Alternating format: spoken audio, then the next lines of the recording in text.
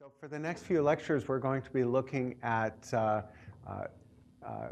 developing methods of studying the computational properties of networks of neurons. This is the outline for the next few lectures. Today we are going to introduce a method of studying networks called a rate model, where we basically replace spike trains with firing rates in order to develop simple mathematical descriptions of neural networks.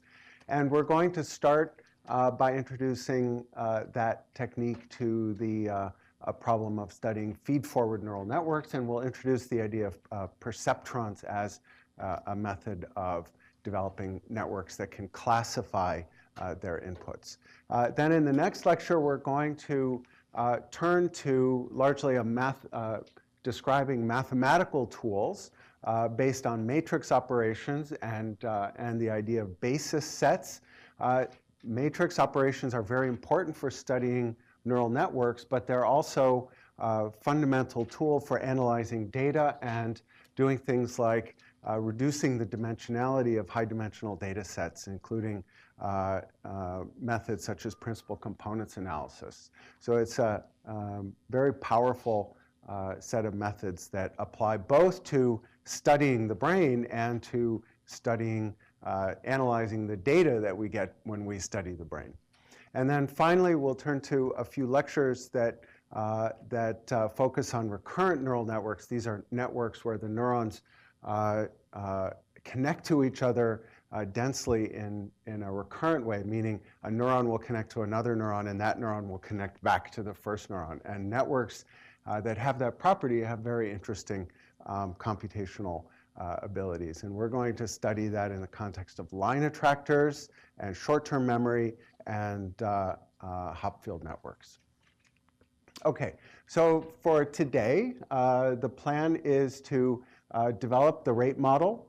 We're going to show how we can build receptive fields with feed-forward networks that we've described with the rate model. We're going to take a little detour and describe vector notation and vector algebra, which is very important for these models and also for building up to the matrix methods that we'll talk about in the next lecture. Again, we'll talk about neural networks for classification and introduce the idea of a perceptron. Okay, so that's for today. Okay, so I've already talked about most of this. Why is it that we want to develop a simplified mathematical model of neurons that we can study analytically? Well, the reason is that we can really develop our intuition about how networks work, and that intuition applies not just to the very simplified mathematical model that we're developing, but also applies more broadly to real networks with real neurons that actually generate spikes and interact with each other by the more complex biophysical mechanisms that are going on in the brain. So a good example of this is how we simplified the detailed spiking neurons of the Hodgkin-Huxley model and approximated that as an integrate and fire model, which captures a lot of the properties of real neurons, simplifies it enough to develop an intuition, but captures a lot of the important properties of real neural circuits. Okay.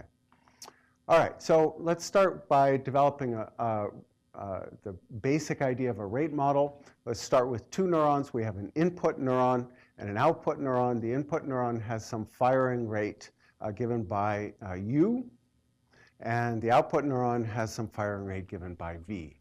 So we're going to essentially ignore the times of the spikes and describe the inputs and outputs of this network just with firing rates, okay? And you can think of the rate as just having units of spikes per second, for example. Those neurons, the input neuron and the output neuron, are connected to each other by a synapse, and we're going to replace all of the complex structure of synapses, vesicle release, neurotransmitter receptors, long-term depression and paired spike facilitation and depression, all that stuff we're just going to ignore, and we're going to replace that synapse with a synaptic weight W, okay? And we're going to kind of just to give you the simplest intuition of how a rate model works, there are models where we can just treat the firing rate of the output neuron, for example, as linear in its input, and we can simplify this even to the point where we can describe the firing rate of the output neuron as the synaptic weight, W, times the firing rate of the input neuron. Okay, so that's kind of just to give you a flavor of where we're heading, and I'm going to justify how we can do this, and or why we can do this, and then we're going to build this up from the case of one input neuron and one output neuron to the case where we can have many input neurons and many output neurons, okay?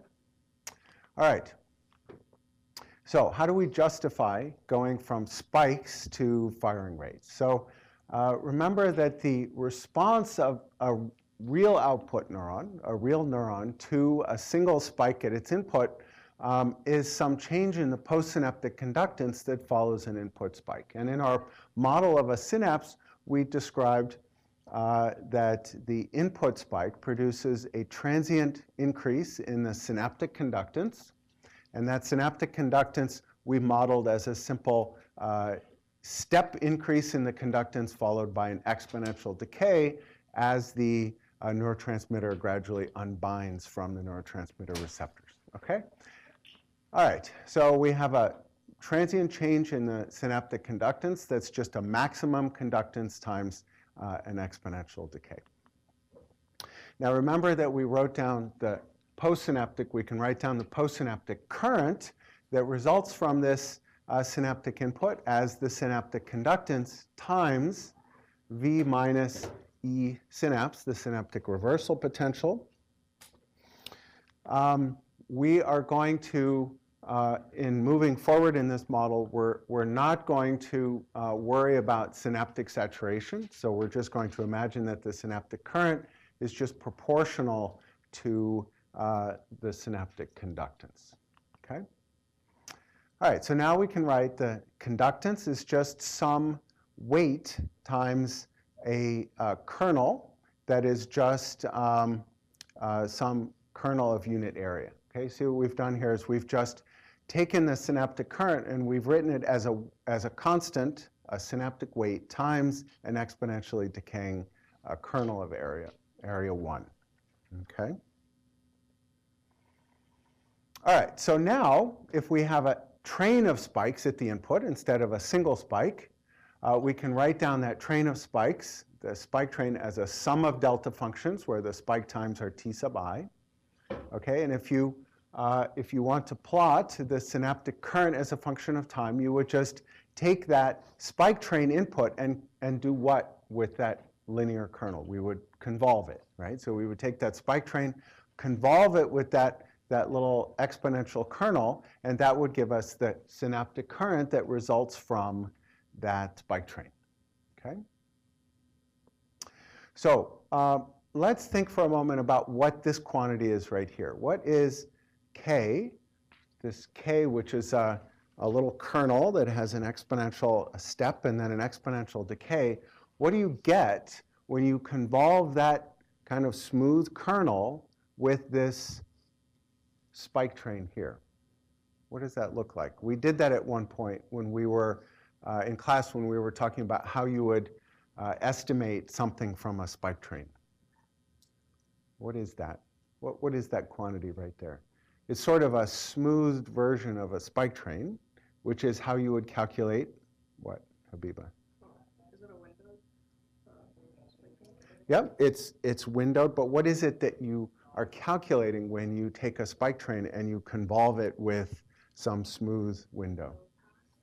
Yep, it's like a low-pass version of the spike train. And remember, in the lecture on firing rates, we talked about how that's a good way to get a time-dependent estimate of the firing rate of a neuron. We take the spike train and just convolve it with a smooth window, and if the area of that smooth window is 1, then what we're doing is we're estimating the firing rate of the neuron, okay, as a function of time. Does that make sense? Yes? So like k is like a kernel Yeah, K is just a smooth kernel that happens to have this exponential shape. Is it like exponential shape for like all neurons, or are they just like? Well, that's our model for how a synapse. Basically, what I'm saying is that when you take a spike train and put it through a synapse, what comes out the other end is a smoothed version of the spike train. Okay. That's all this is saying. Okay. And Okay. it's like you said like in the previous slide like K has an area of 1. Yep. Like what does that If K has, you remember that if K has an area 1, then that when you convolve that kernel with the spike train, you get a number that has units of spikes per second, and that quantity is an estimate of the local firing rate of the neuron. Does that make sense? So basically, we can take this spike train, and by convolving it with a smooth window, we can estimate the number of spikes per second in that window. Okay, so what do we have here? We have that the current is just a constant times an estimate of the firing rate at that time. Okay, if the K is a kernel, smooth kernel with an area normalized to 1, then this quantity is just an estimate of the firing rate. Okay, so let's take a look at that. So here I've just made a sample spike train with a bunch of spikes that look like they're increasing in firing rate and decreasing in firing rate. If we take that spike train and convolve it with this kernel, you can see that you get this sort of broad bump that looks like it gets higher in the middle where the firing rate is higher, and it's lower at the edges where the firing rate is lower. Okay? So the point is that you can take a spike train and put it into a neuron. The response of the neuron is sort of a smooth, low-pass version of the rate of this input spike train. Okay? And so you can think about writing down the input to this neuron as a weight times the firing rate of the input. All right, so that was a way of writing down the input to this output neuron from the input neuron, okay, the current input. Now, what is the firing rate of the output neuron in response to that current injection? Okay, so that's what we're going to ask next. And you can remember that when we talked about the integrate and fire model, we saw that neurons in the limit of, sort of in the approximation of large inputs, have a firing rate as a function of current that looks like this. It's 0 for inputs below the threshold current, right? For input currents that aren't large enough to drive the neuron to threshold, the neuron doesn't spike at all. And then above some threshold, the neuron fires approximately linearly at higher input currents. Right? So the way that we think about this is that the input neuron is spiking at some rate. It goes through a synapse. That synapse kind of smooths the input and produces some current in the postsynaptic neuron that's proportional approximately to the firing rate of the input neuron. And the output neuron has some output firing rate that's some function of the input current. Okay? So we can write down the firing rate of our output neuron, V, is just equal to some function of the input current, which is just some function of W times the firing rate of the input neuron. Okay? And that right there is the basic equation of the rate model. Okay? The output firing rate is some function of a weight times the firing rate of the input neuron. Okay? And everything else about the rate model is just different rate models have different numbers of input neurons where we have more than one contribution to the input current. They can have many output neurons. They can have different FI curves for the output neurons. Some of them are nonlinear like this, Some of them are linear, and we're going to come back and talk about the function of different FI curves and why different FI curves are useful. Okay, any questions about this? That's the basic idea. Okay. All right, good. All right, so let's take one particularly simple version of the rate model called the linear rate model. And the linear rate model has a particular FI curve. Okay, that FI curve says that the firing rate of the neuron is linear in the input current. Okay, now why is this a really weird model of a neuron? What's fundamentally non-biological about this? Yes. What's that? I'm hearing a bunch of right answers at the same time. Yeah, this neuron is allowed to fire at a negative firing rate if the input current is negative. Okay? Now that's a pretty crazy thing to do. Why do you think we would want to do that?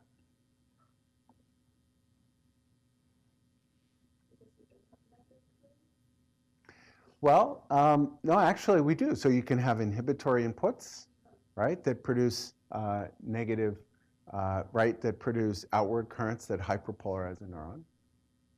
Any thoughts about that? Okay, it turns out that as soon as you have your output neurons have this kind of FI curve, a linear FI curve, then the math becomes super simple. You can write down very complex networks of neurons with a bunch of linear differential equations. Okay, and it becomes very easy to write down what the solution is to how a network behaves as a function of its inputs. Okay, and we're going to spend a lot of time working with network models that have linear FI curves, because you can develop a lot of intuition about how networks behave by using models like this.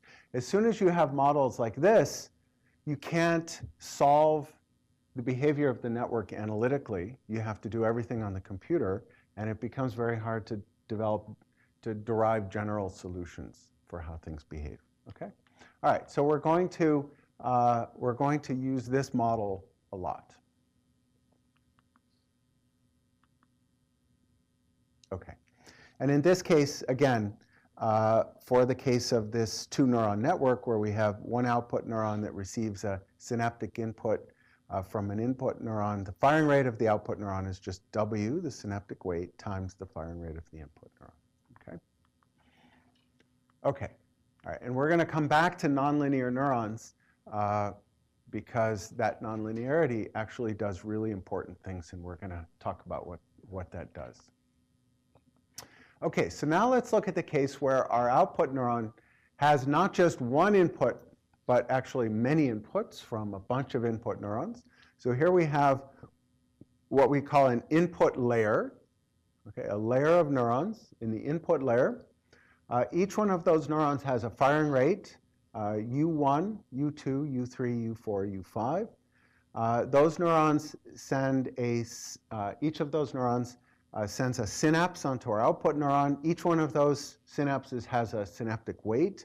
This weight is W1, and that's W2, W3, W4, and W5. Okay?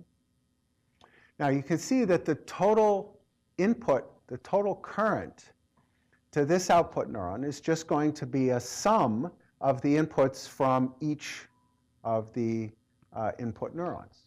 Okay? The total input is just a sum of the inputs from each of the input neurons. So the synaptic current, total synaptic current into this neuron is W1 times U1 plus W2 times U2 plus W3 times U3, okay, plus all the rest. Okay, so the response of our linear neuron, okay, the firing rate of our linear neuron is just a sum over all of those inputs. Okay, so again, in this case, we're going to say that the total input current to this neuron is the sum over this, but then because this is a linear neuron, the firing rate is just equal to that current input. Okay, does that make sense? Okay. All right, so you can see that this description of the firing rate of the output neuron is a sum over all of those contributions. It turns out that this actually can be written in a much more compact way in vector notation. What does that look like? Does anyone know in vector notation what that looks like? That's a dot product. That's right. Okay, so in general, it's much easier to write these responses in vector notation, and so I'm just going to walk you through some basics of vector notation for those of you who might need a few minutes of reminder. Okay, actually, before we get to the vector notation, I just want to describe how we can use a simple network like this to build a receptive field. So you remember that when we were talking about receptive fields of neurons, we described how a neuron can have a maximal response to a particular pattern of inputs. So let's say we have a neuron that's sensitive to visual inputs, and as a function of one dimension, let's say along the retina, this neuron has a big response if light comes in some central field, some inhibitory response if light comes in outside of that central lobe.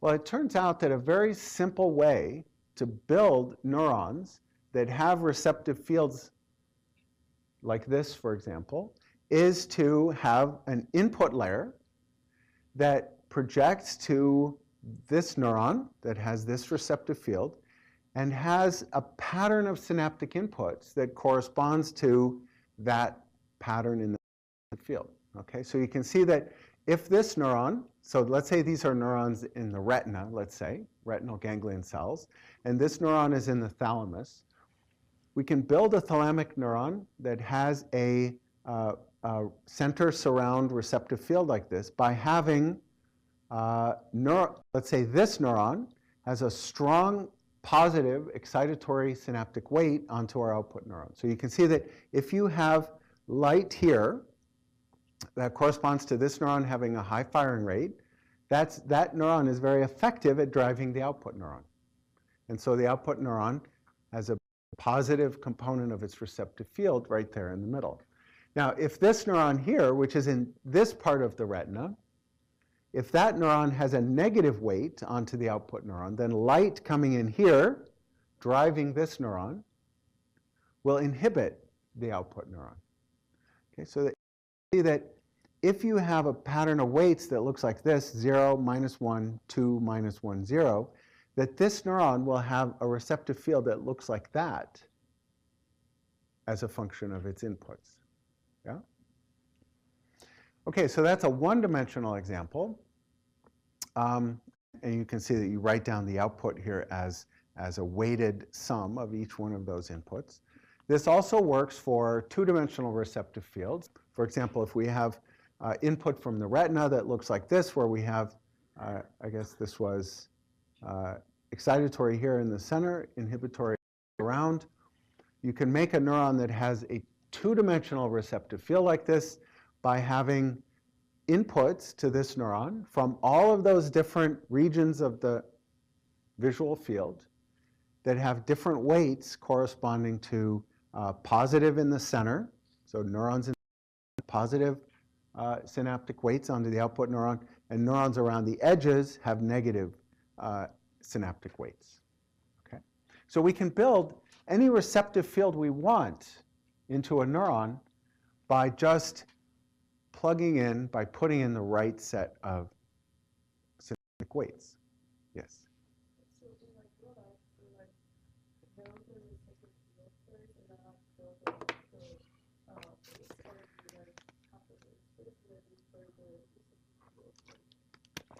So in real life, I assume you mean in the brain?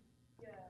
So in the brain, we don't really know how these weights are built. So one idea is that there are synaptic, there are rules that control the development of these, circuits. Let's say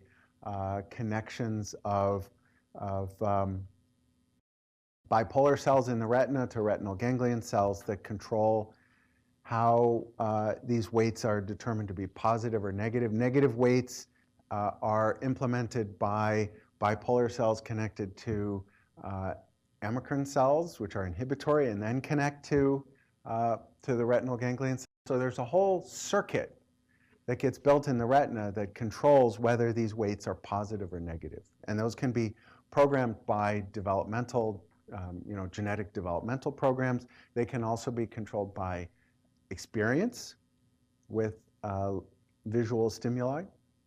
Okay, so there's a lot we don't understand about how these weights are controlled or set up or programmed, but the way we think about how receptive fields of these neurons emerge is by controlling the weight of those synaptic inputs.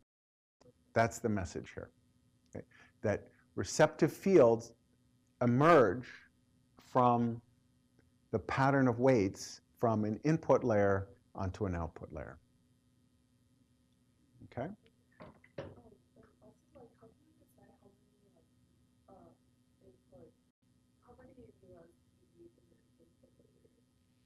If you're going to build a model, let's say, of the retina.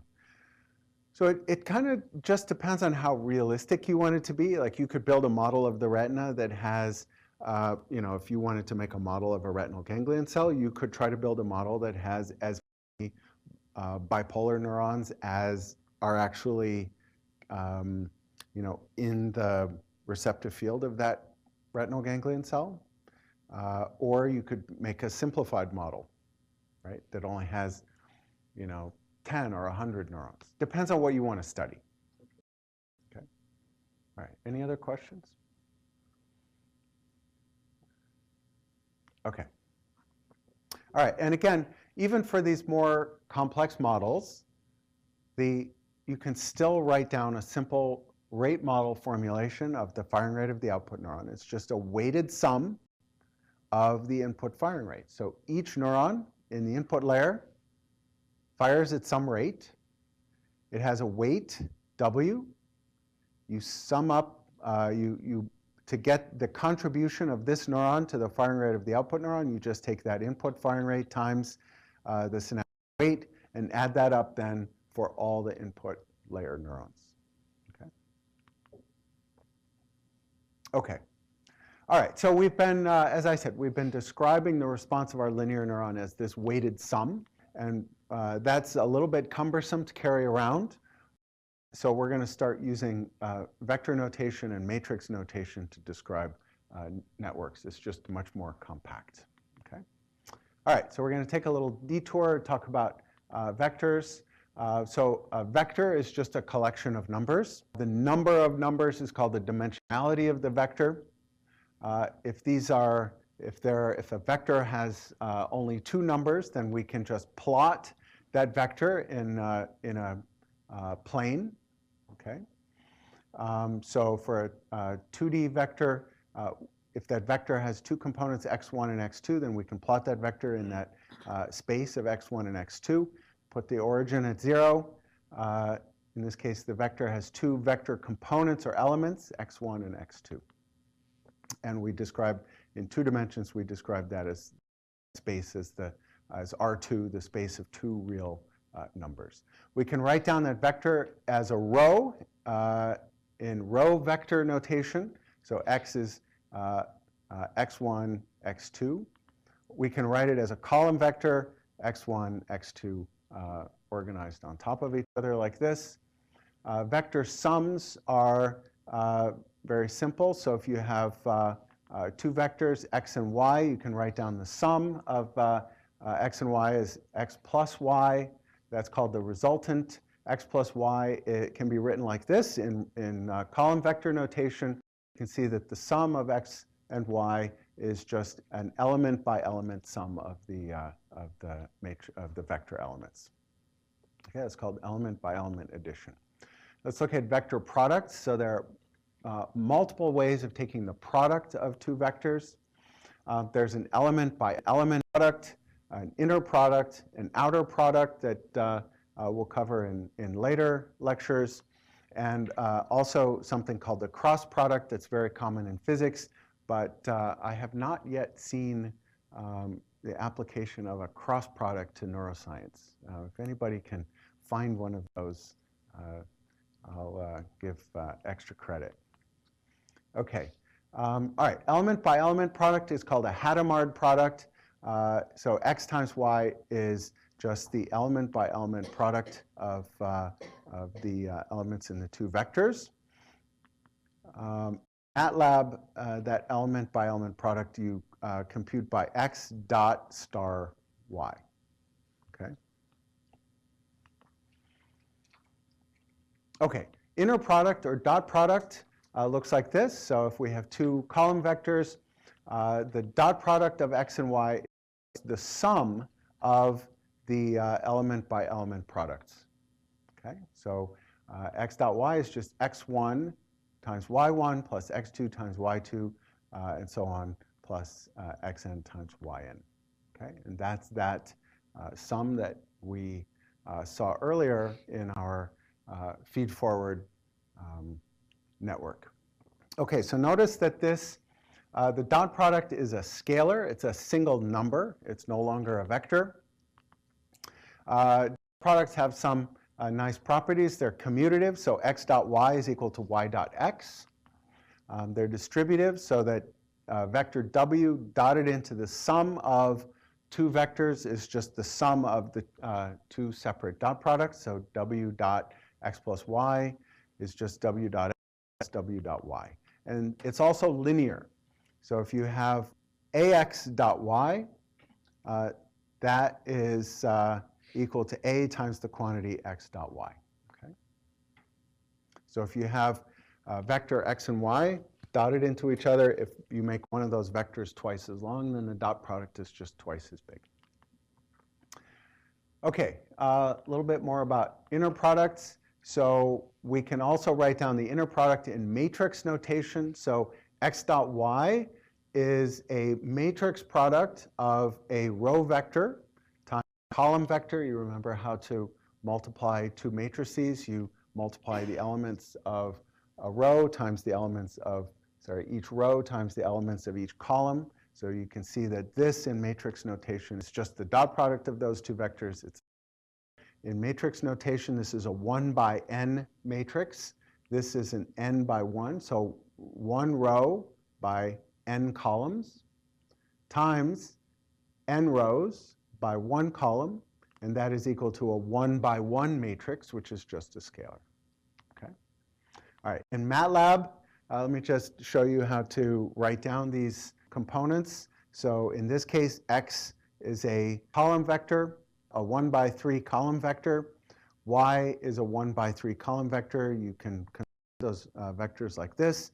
And z is x transpose times y. Okay, and so that's how you can write down the dot product of two vectors. Okay, what is the dot product of a vector with itself? It's the square magnitude of the vector. Okay, so x is just the norm or magnitude of the vector, and you can see that the norm of the vector is just, you can think about this as being analogous to the Pythagorean theorem. The length of one side of a triangle is just the sum of the squares of all the sides, okay? Square root of that. Okay, so a unit vector is a vector that has length 1. So a unit vector, by definition, has a magnitude of 1, which means its dot product with itself is 1. We can turn any vector into a unit vector by just taking that vector and dividing by its norm. I'm going to always use this notation with this little caret symbol to represent a unit vector. So if you see a vector with that little hat on it, that means it's a unit vector. You can express any vector as a product of a scalar, a length, times a unit vector. in that direction. Okay. We can find the projection or component of any vector in the direction of this unit vector as follows. So if we have a unit vector x, we can find the projection of a vector y onto that unit vector x. How do we do that? We just find the normal projection of that vector. That distance right there is called the scalar projection of y onto x. If you write down the length of the vector y, the norm of the vector y, and the angle between y and x, then the dot product y dot x is just equal to the magnitude of y times the cosine of the angle between the two vectors. Okay, just simple trigonometry. We can also define what's called the vector projection of y onto x as follows. So we just draw that same picture. So we can find the projection of y onto x and describe that as a vector. Okay, and that's just this scalar projection of y onto x times a unit vector in the x direction. Okay, so x actually is a unit vector in this example. So this vector projection of y onto x is just defined as x times x. Any questions about that? I'm guessing most of you have seen all of this stuff already, but we're going to be using these things a lot, so I just want to make sure that we're all on the same page. Okay? Okay, and that's just a scale times a unit vector. Okay, let me just give you a little bit of intuition about dot products here. So a dot product is related to the cosine of the angle between two vectors, as we talked about before. The dot product is just the magnitude of x times the magnitude of y times the cosine of the angle between them. So the cosine of the angle between two vectors is just the dot product divided by the product of the magnitude of each of the two vectors. Okay, so if x and y are unit vectors, the cosine of the angle between them is just the dot product of the unit vectors. Okay, so again, if x and y are unit vectors, then that dot product is just the cosine of the angle. All right, orthogonality. So two vectors are orthogonal, are perpendicular, if and only if the product is 0. So if we have two vectors, x and y, they're orthogonal if the angle between them is 90 degrees. X dot y is just proportional to the cosine of the angle. Cosine of 90 degrees is 0. Okay, so if two vectors are orthogonal, then their dot product will be 0. If their dot product is 0, then they're orthogonal with each other. Okay, and using the notation we just developed, the vector projection of y along x is the 0 vector, okay, if those two vectors are orthogonal. There is an intuition that one can think about in terms of the relation between dot product and correlation. So the dot product is related to the statistical correlation between the elements of those two vectors. Okay, so if you have a vector x and y, you can write down the cosine of the angle between those two vectors, again, as x dot y over the product of the norms. And if you write that out as sums, you can see that this is just the sum of the element by element products, that's the dot product, divided by the norm of x and the norm of y. And if you have taken a statistics class, you will recognize that as just the Pearson correlation of a set of numbers x and a set of numbers y. Okay? The dot product is closely related to the correlation between two sets of numbers. Okay, one other thing that I want to point out, coming back to the idea of using this feed-forward network as a way of building a receptive field, you can see that the response of a neuron in this model is just the dot product of the stimulus vector, u, the vector of input firing rates represents the stimulus, the dot product of the stimulus vector u with the weight vector w. Okay, so the firing rate of the output neuron is just W dot U. Okay? So you can see that what this means is that the firing rate of the output neuron will be high if there is a high degree of overlap between the input, the pattern of the input, and the pattern of synaptic weights from the input layer to the output neuron. Okay? So you can see that W dot U is big when W and U are parallel, are highly correlated. Okay? Which means a neuron fires a lot when the stimulus matches the pattern of those synaptic weights. Okay? Now, so you can see that for a given amount of power in the stimulus, okay, so the power is just the square magnitude of U, the stimulus that has the best overlap with the receptive field, where a cosine of that angle is 1, produces the largest response.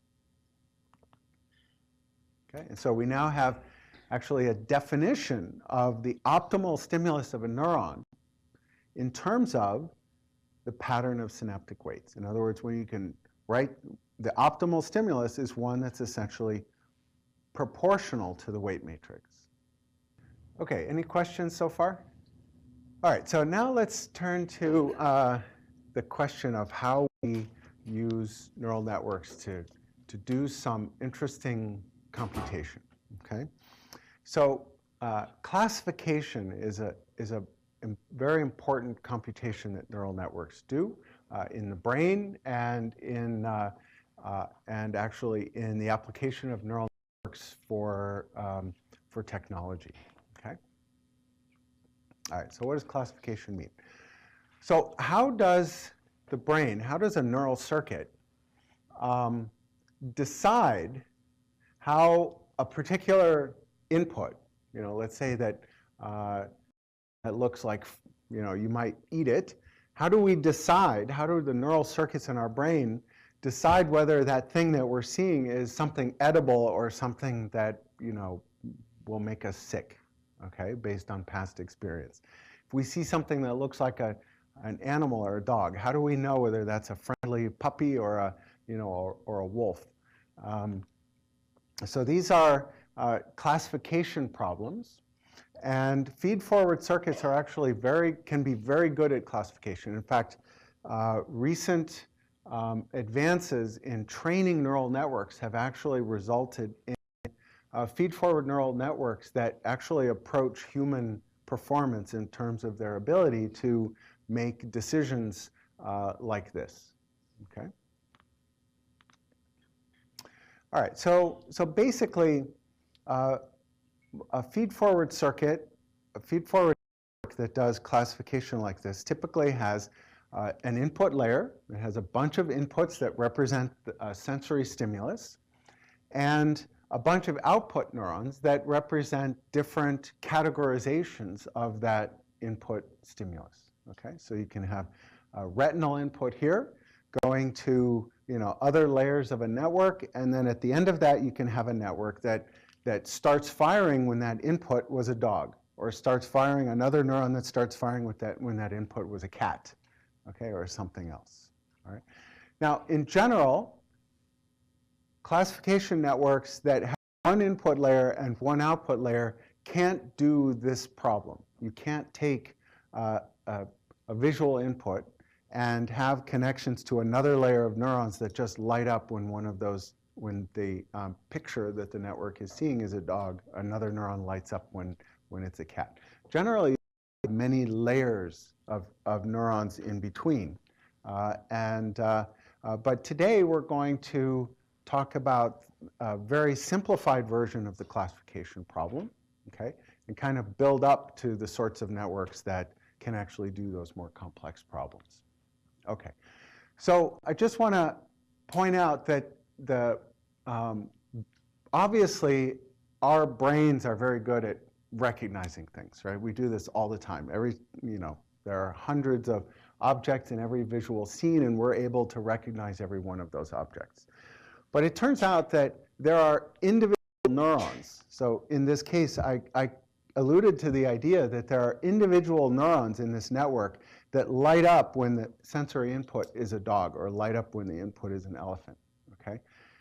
And it turns out that that's actually true in the brain. So there have recently been studies where it's been possible to record in parts of the human brain in patients that are undergoing brain surgery for the treatment of epilepsy or other tumors or things like that, where you have to go in and find parts of the brain that are defective, find parts of the brain that are healthy, so that when you do a surgery, you can be very careful to just do surgery on the damaged parts of the brain and not impact parts of the brain that are healthy.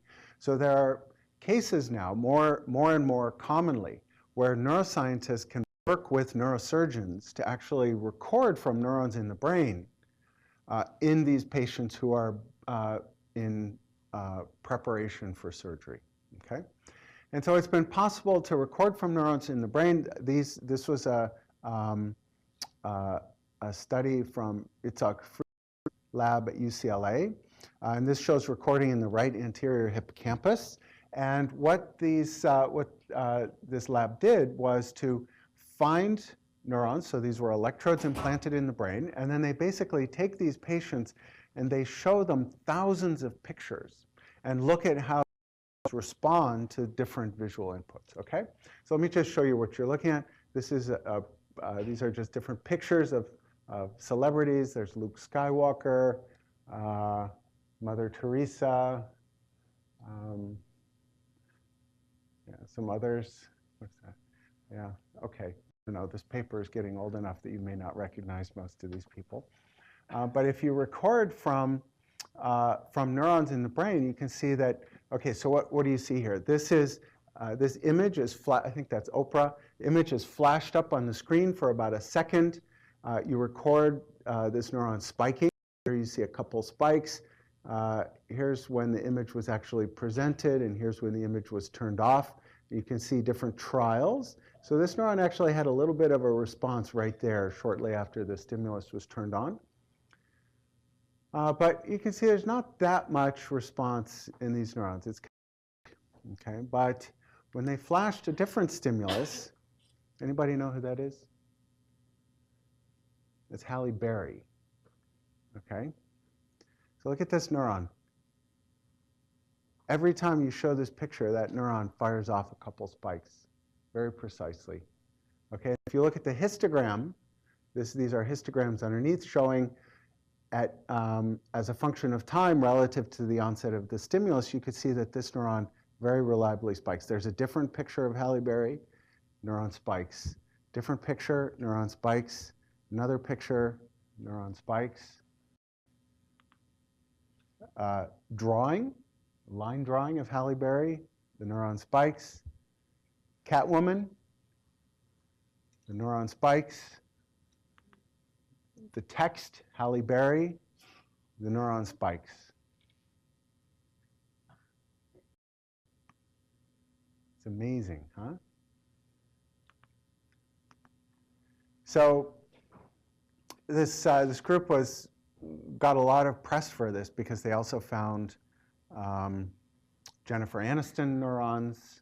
They found other celebrities. This is like some celebrity part of the brain. Now, it's actually a part of the brain where you have neurons that have very sparse responses to a wide range of things, but they're extremely specific to particular people or categories or objects.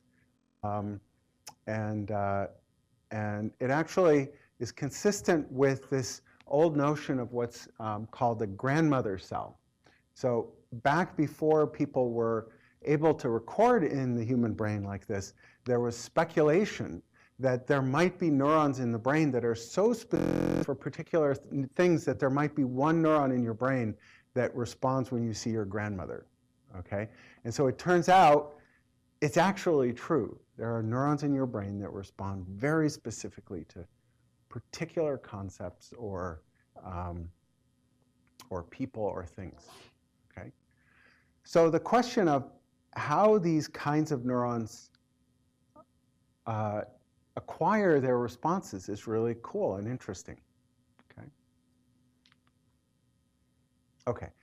All right, so that leads us to the idea of perceptrons, okay, which are sort of the perceptron is kind of the simplest notion of how you can have a neuron that responds to a particular thing, that detects a particular thing and responds when it sees it and doesn't respond when it doesn't.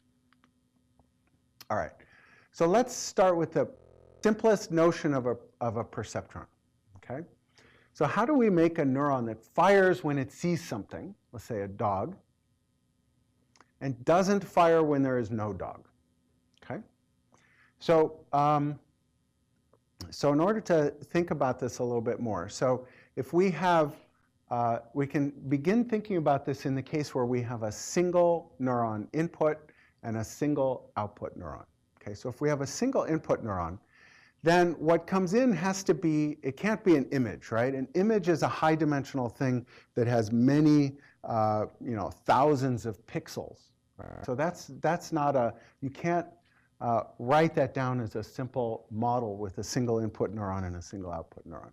So you need to do this classification problem in one dimension. So we can imagine that we have an input neuron that comes from a, let's say, some set of neurons, make up a story here, some set of neurons that measure the dogginess of an input, okay?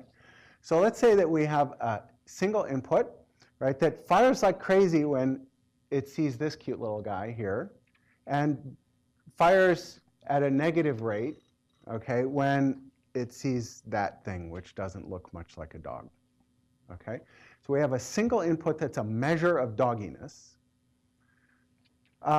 And now let's say that we take this dogginess detector and we point it around the world. We walk around outside with our dogginess detector and we make a bunch of measurements, okay?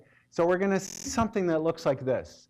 We're going to see a lot of measurements, a lot of observations down here that are close to zero dogginess. And then we're going to see a bump of things up here that correspond to dogs. Whenever we point our dogginess detector at a dog, it's going to give us a measurement up here, and we're going to get a bunch of those. And those things correspond to dogs. So we need to build a network that fires when the input is up here and doesn't fire when the input is down there.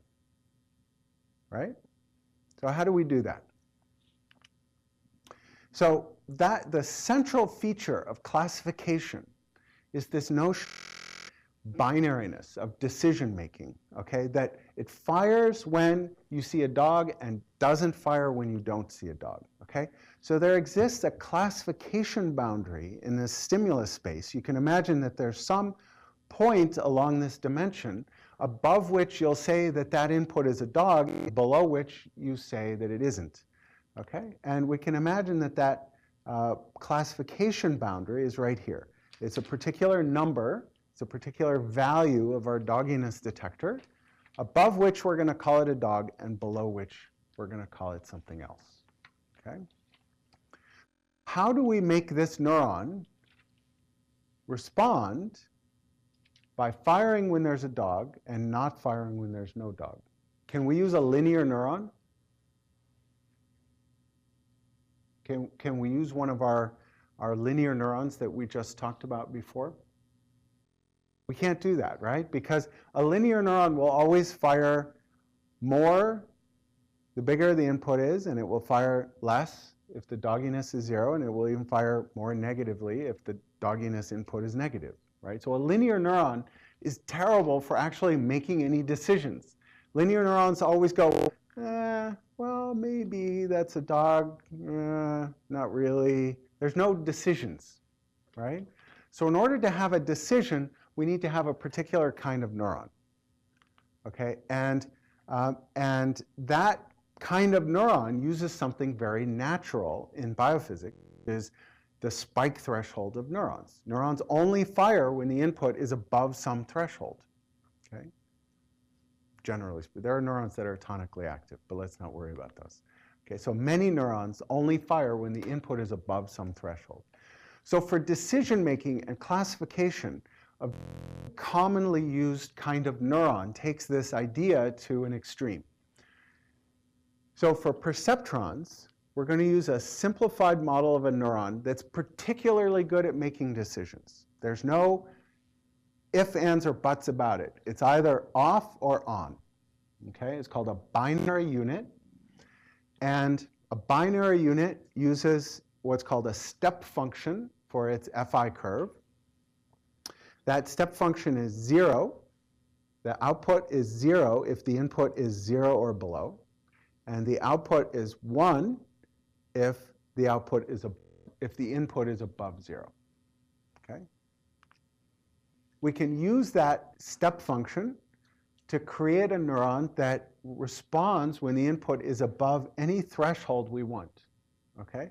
So we can write down the output firing rate is this function, a step function, that function of a quantity that's given by W times U, the synaptic weight, times the input firing rate, minus that threshold. So you can see if W times U, which is the input synaptic current, if that synaptic current is above theta, then this argument to this function is greater than 0, then the neuron spikes. If this argument is negative, then the neuron doesn't spike. Okay, so by changing theta, we can put that decision boundary anywhere we want. Does that make sense?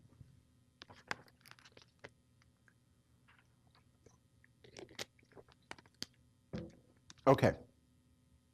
Usually, the way we do this is pick a theta. Okay, we say our neuron has a theta of 1. Okay, and then we do everything else. We do everything else we're going to do with this network with a theta. So what I'm going to talk about today are just two cases where theta is a fixed number that's non-zero, or a theta that's a fixed number that's equal to 0. Okay, so we're going to talk about those two cases. All right. All right, so the neuron fires when the input WU is greater than theta, and it doesn't fire when it's less. Okay, so now the output neuron fires whenever the input neuron has a firing rate greater than this decision boundary. Okay, so the decision boundary, the U threshold, is equal to theta divided by W. Does that make sense? U threshold is the neuron fires when U is greater than theta divided by W. Okay. All right, so the way we learn, the way this network learns to fire when the U is above this classification boundary is simply by changing the weight. Does that make sense? So we're going to learn the weight such that this network fires whenever the input says there's a dog, and it doesn't fire whenever the input says there's no dog. Okay? So you can see, so let's see what happens when W is really small. If W is really small, then what happens is all of these, remember, this is the input. That's the dogginess detector, okay? If W is really small, then all these inputs get collapsed to a small input current into our output neuron. Does that make sense? So all those different inputs, dogs and non-dogs, gets multiplied by a small number, and they're all those inputs are close to. And if all those inputs are close to 0, they're all below the threshold for making this neuron spike. So this neuron, this network is not good for detecting dogs, right? Because it says it never fires, whether the input is a dog or a non-dog. Okay? Now, what happens if W is too big?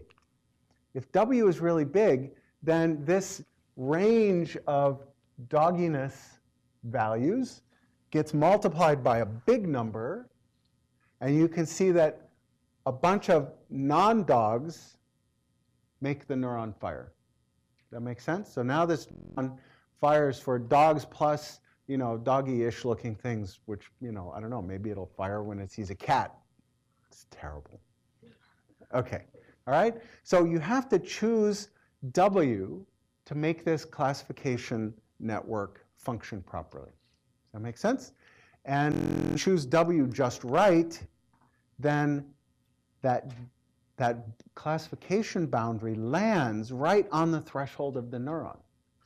And now the neuron spikes whenever there's a dog, and it doesn't spike whenever there's not a dog.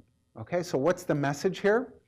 The message is we can have a neuron that has this binary threshold, okay?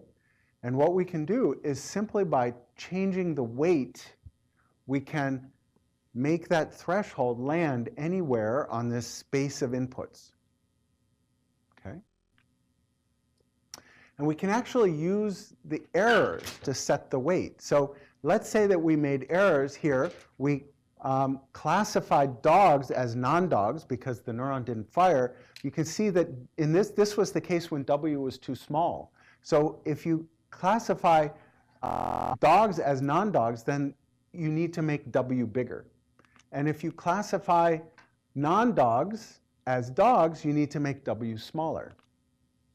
And by measuring what kind of errors you make, you can actually fix the weights to get to the right answer. Okay? So this is a method called supervised learning, where you set W kind of randomly. You take a guess, and then you look at the kind of mistakes you make, and you use those mistakes to fix the W. Okay? In other words, you just look at the world, right? And you say, oh, that's a dog.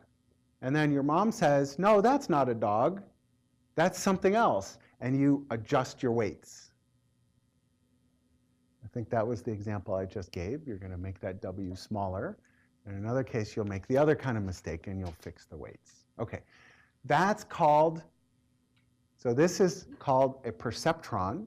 And the way you learn the weights in a perceptron is you just classify things and you figure out what kind of mistake you made, and you use that to adjust the weights. Okay, so that's the basic idea of a perceptron and perceptron learning. Okay, and there's a lot of mathematical formalism that goes into how that learning happens, and we're going to get to that in more detail in the next lecture. But before we do that, I want to go from having a one-dimensional case. So here we had a one-dimensional network that was just operating on dogginess, okay? And then we have a single neuron that says, was that a dog or not? But in general, you're not classifying things based on one input. Like, for example, when you have to identify a dog, you have a whole image of something, and you have to classify that based on an image.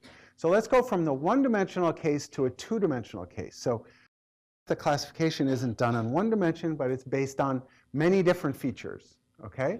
So let's say that we have two features, furriness and bad breath. Okay, that dog doesn't really look like it has bad breath, but mine does. Okay, so you can have two different features, furriness and bad breath, and dogs are generally, let's say, up here. Okay? Now you can have other animals. Okay, this guy is definitely not furry. Okay, so he's down here somewhere.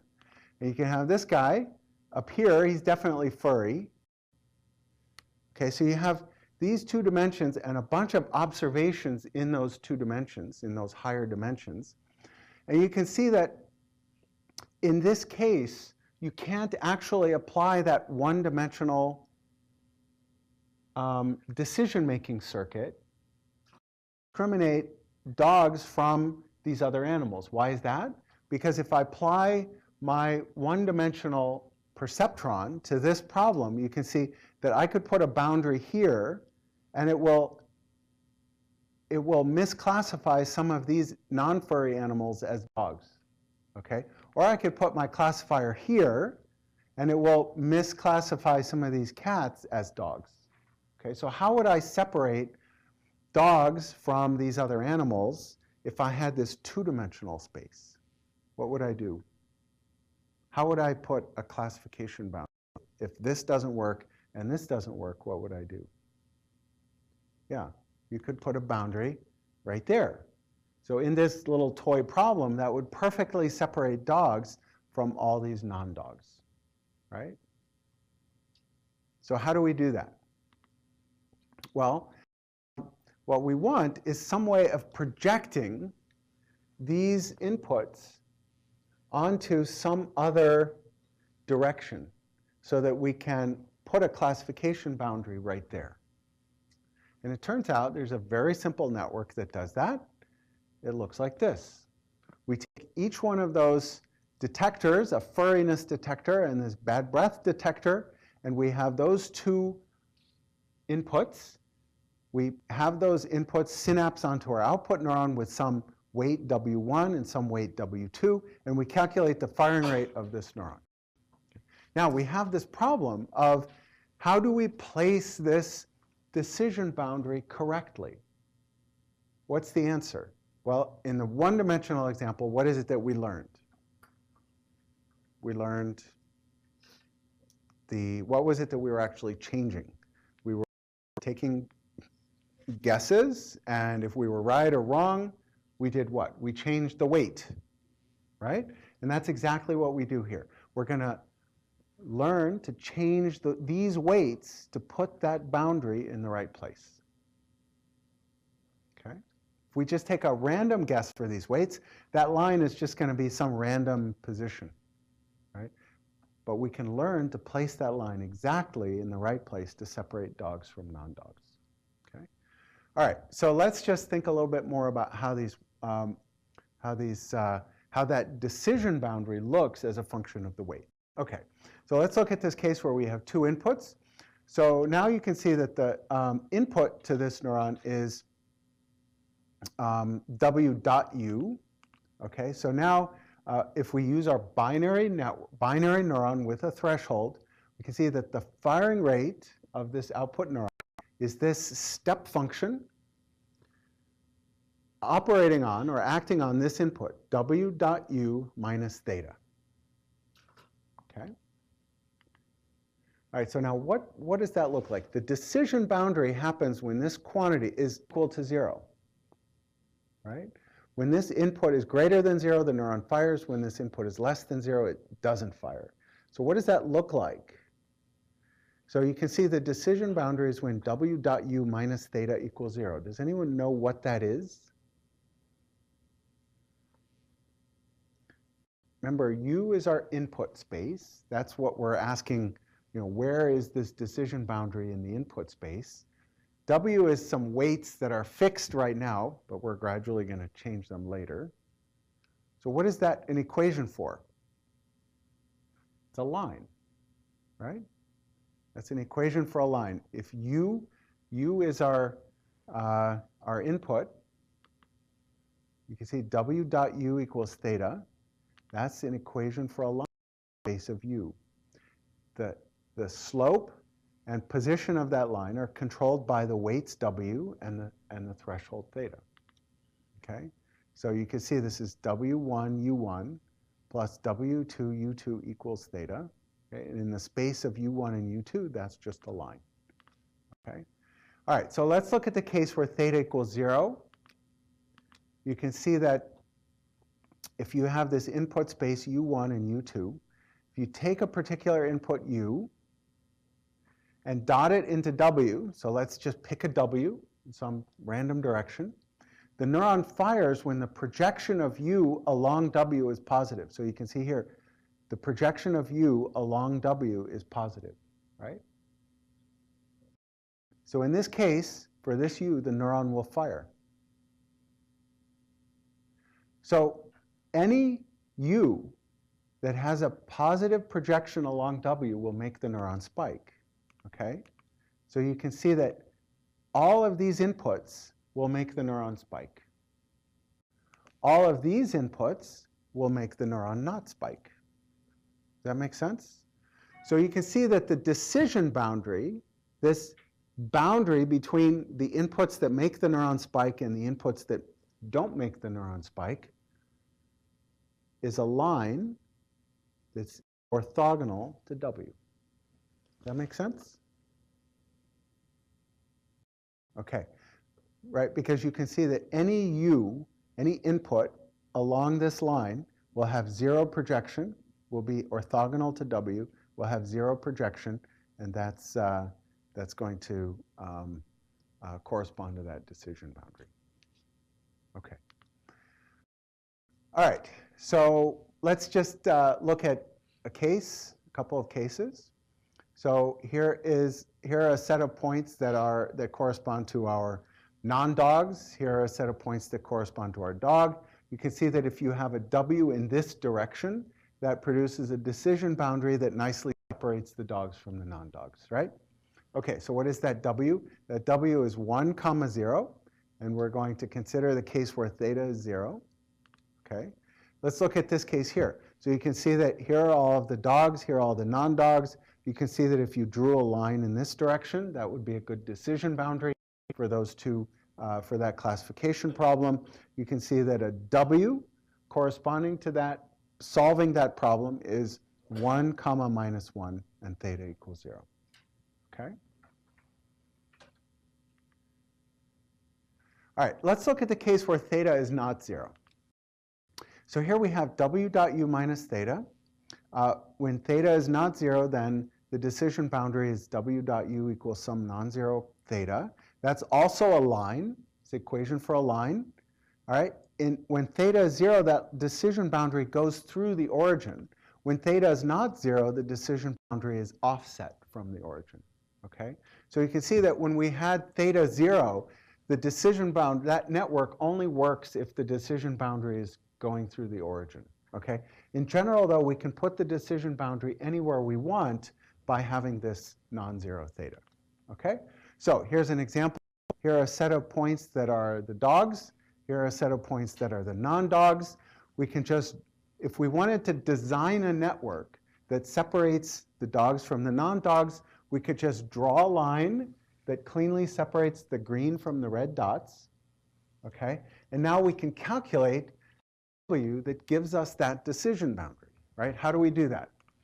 So the decision boundary is W minus U dot theta. Let's say that we want to calculate this weight vector W1 and W2, and let's just say that our neuron has a threshold of 1.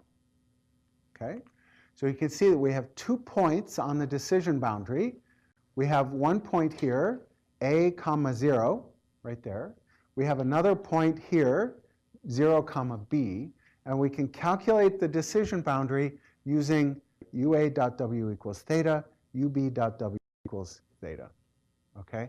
That's 2 equations and 2 unknowns, W1 and W2. Okay? So if I gave you a set of points and I said calculate a weight for this perceptron that will separate one set of points from another set of points, and I give you a theta for the output neuron, all you have to do is draw a line that separates them and then solve those 2 equations to get W1 and W2 for that network. Okay?